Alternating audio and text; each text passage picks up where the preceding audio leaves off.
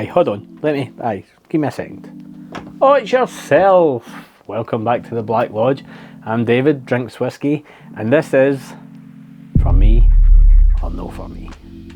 The series where I drink some whiskey and I tell you, is it for me or is it no for me?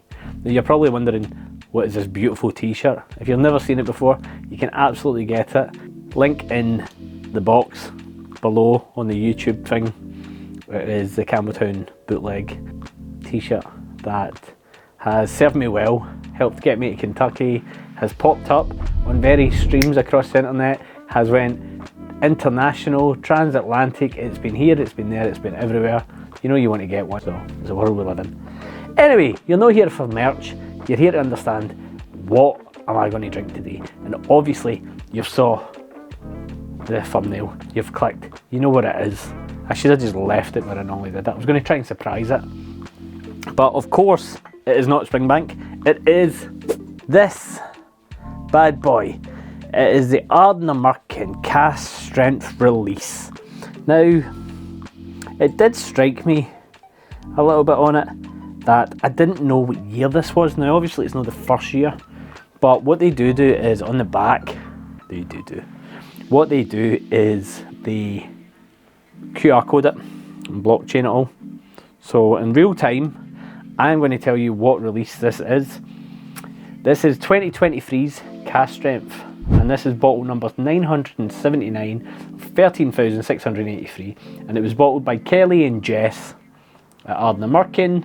Fantastic guys, thank you very much. I've got tasting notes there that we're not going to talk about because I'm going to open it. And is there anything else it tells me? That's it. What can we say? Ardnamurchan. Now, if you've been in the drinks whiskey world for a while, i.e. on Instagram, where it started, I, during lockdown, fell in love with Ardnamurchan and what they were doing. I just really enjoyed the AD releases, like the standard batch releases. They were getting to a point where they were basically finding where they sat and finding what worked for them as spirit. And as time went on and as batch went on, yeah, I bought a lot of their stuff, and I had the first Cask Strength release that they brought out and I loved it. And I have bought many bottles of Ardnamurchan since. If you want a proper Ardnamurchan fix, his name escapes me, but there's a writer on dramface.com that has covered a whole load of them. He loves them. Like, boom. Unreal. Lovely little touches. Just lovely little touches. Ardnamurchan is owned by Adelphi. Adelphi being a fantastic independent bottler as well. Ardnamurchan is a peninsula on the west coast of Scotland. It is an absolute ball ache to go and visit because I've looked into it, but I've been told by people who have made the journey it is absolutely worth it. I'm not expecting me not to like this, and it's getting a bit boring that these for me or no for me are mostly positive, but it is what it is. Like, good whiskey's good whiskey and you can't really be biased to it. I've got quite a broad palette, so I'm going to like a lot of different stuff, but I'm trying to just maybe take you guys on a bit of a journey and give you a bit of guidance if you want to pick something up or not. But aye, let's get this opened. This bottle is still available to buy in places. I'm pretty sure I saw a deal come up recently where it was like 55 quid. It's 58.1% cask strength, and that's it. That's all you're getting on it. Unchill filtered, natural colour. Beautiful light colouring. Now, Ardnamurchan celebrated 10 years last year in that they released their first 10-year-old. And I was fortunate enough to try it. I was fortunate enough to get a bottle of it. It was a single cask that was released at Whisky Fringe. I have that cask somewhere down there, and we'll get around to that one day. But for now, the reason Ardnamurchan has been so successful is because they found their lane quick. And by that I mean they have such a distinct profile that it became apparent when something was Ardnamurchan. And that's quite a hard thing to do for whiskey brands, because if you're if you're famous for your sherried whiskey, or you're reliant on cask, and if you're famous for peat, you're reliant on the peat output, and you've got to just constantly become that sort of thing. And what I found with Ardnamurchan was I could tell in Ardnamurchan, even when I was early into whiskey, I was coming up. I felt like I was coming up with Ardnamurchan because of those batch releases. This on the nose, it's a little bit of peat, there's a little bit of smoke. Now the peat that's in there is that smoky, wispy campfire by the beach, because you've also got coastal elements in there. It smells a little bit sea spray against the rocks. And when I say against the rocks, you think crashing waves against the rocks. That smell in the air, the wind in your hair, the grass just battered behind you. I've never been to Ardnamurchan, but it reminds me of the far-flung edge of Ireland, Dunquin. I'll put a picture up here, and there's a mad walk down, and that's where it takes me to.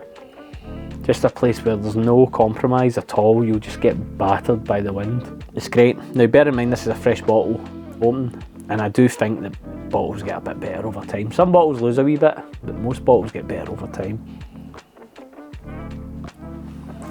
That's bottled at what, 58.1, and it doesn't lose a second of it. But the spirit's so good, it grabs your tongue. It holds it in a vice. It's saying, whoa, prep, get ready for this. We are not ready to be just sit gracefully into the night. You're going to have a sip first, let us acclimatise, and then we go again. You don't have that vigour, you don't have that cheap alcohol. You feel a little warm because it's still 58%, but you're not being grasped by, we're going to shake you apart. You go back into that nose, you're getting a sweetness there, but it's a light sweetness. You've got that smoke. I'm telling you, man, it's so bizarre. It is summer on the coast, on an island. This is on a peninsula. I grew up. I spent summers over in Kerry, in Ireland, when I was a teenager, and I've visited since. My uncle still lives there, and it's just so reminiscent of summer there, where there's that lightness, and you're praying for some heat, but you're still on the coast, and you're still braving the elements. That's fantastic. Not enough. I don't think we speak enough about the nostalgia and memory that unlocks through.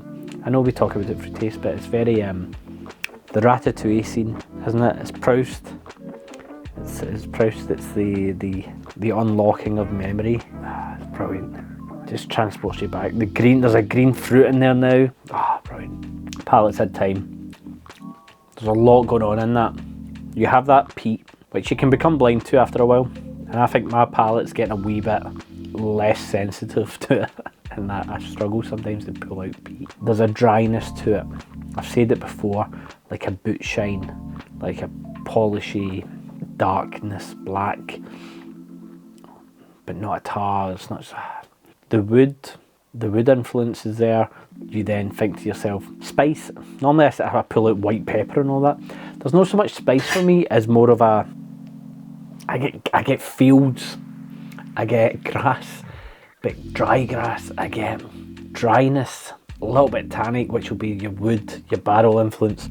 It's just such a distinct whiskey to me now. If you know it and you drink it, you would pick it out. I think you would pick it out. I think they're now landing in a spot where they're established. They're no longer the young new kids on the block, the Marky Marks and what have you. These references I can make because I've seen my analytics. There's nobody under the age of like 40 watching my stuff.